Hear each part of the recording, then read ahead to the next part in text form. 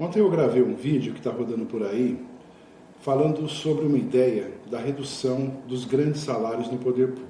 E alguma coisa não ficou muito clara. Eu vou dissecar a ideia e passar para você com um pouco mais de detalhes, ok? Vamos lá? Não sei se você já percebeu, mas o poder público hoje, ele realiza o maior programa de transferência de renda do mundo.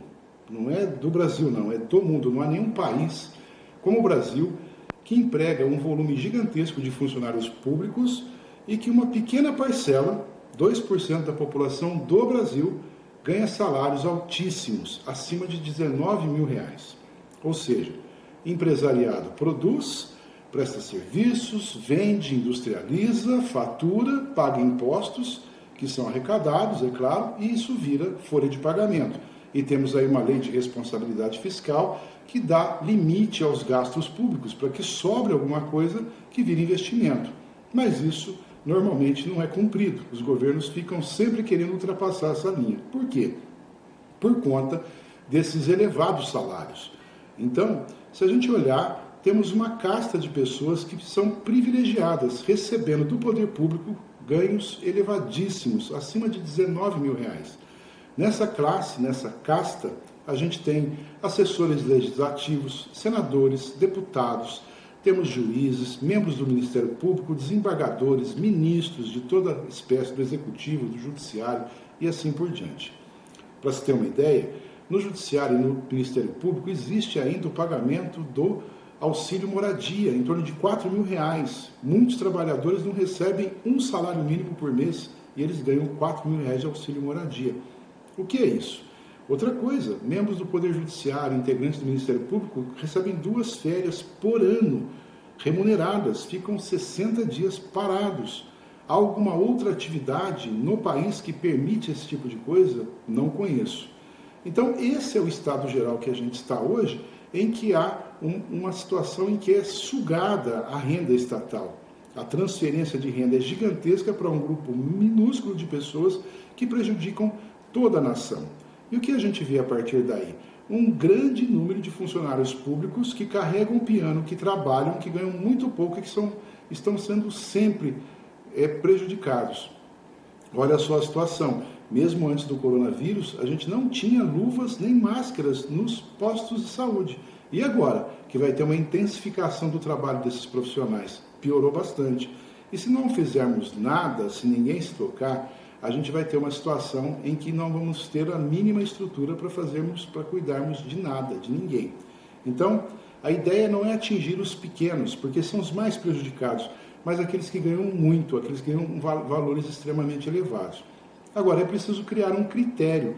Como que a gente chega num critério? Eu tenho o meu, que vou passar para você. É uma ideia, pode não ser o mais justo, mas você pode ter o seu também. Vamos conversar sobre isso? Se a gente olhar, a Previdência, ela paga a maior aposentadoria no país, a Previdência Oficial, é de R$ 6.032. Pouquíssimas pessoas recebem esse valor, pouquíssimas mesmo. A grande, esmagadora maioria recebe um salário mínimo. Então, na minha visão, esse é o critério. O teto da Previdência, R$ 6.032 é o limite para hoje, dentro da situação que o país vive de catástrofe, pagar no máximo para todo o funcionalismo. Tem alguns que estão trabalhando mais, profissionais da saúde, que estão sendo mais exigidos, sei lá, tem que dar uma olhada do caso a caso. Só que quando a gente começa a abrir exceções, aí a coisa começa a ficar difícil.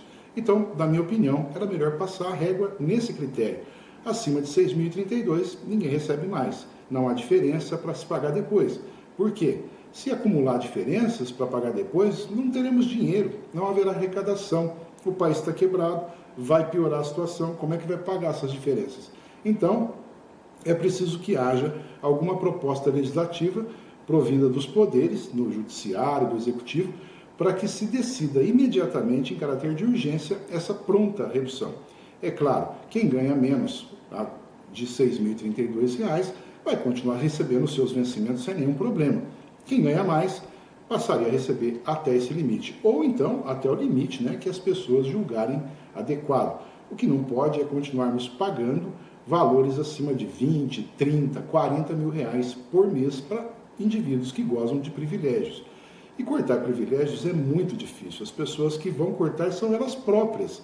Elas estão acostumadas a modos de vida que gastam esses numerários. Quem consegue mudar da noite para o dia tudo isso? Agora, na situação que a gente está vivendo, é bem possível, porque na reclusão não precisaremos de nada. Para que precisaremos de valores tão elevados? Vamos precisar de comprar comida, alimento, né, remédios e, quando muito, pagar alguma conta ali para manutenção da casa. Não mais gastos com viagens, gastos com outras coisas que são supérfluas nesse momento.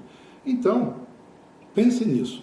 Se você entende que é possível implementar esse tipo de ideia, converse com o seu vereador, converse com o seu deputado, com o senador, fale com o prefeito da sua cidade, pressione, porque essa pressão tem que chegar em todos os órgãos, tem que chegar no CNJ, o Conselho Nacional da Justiça, tem que chegar em todos os tribunais de justiça, nos tribunais regionais federais, no Supremo Tribunal Federal, no Superior Tribunal de Justiça, em todos os órgãos do Executivo, nos executivos legislativos municipais e estaduais, as assembleias legislativas, para que todos trabalhem agora em prol de uma redução drástica da folha de pagamento do segmento público, em valores adequados possíveis que possam ser pagos ao funcionalismo a todos para que seja mantida a operação estatal.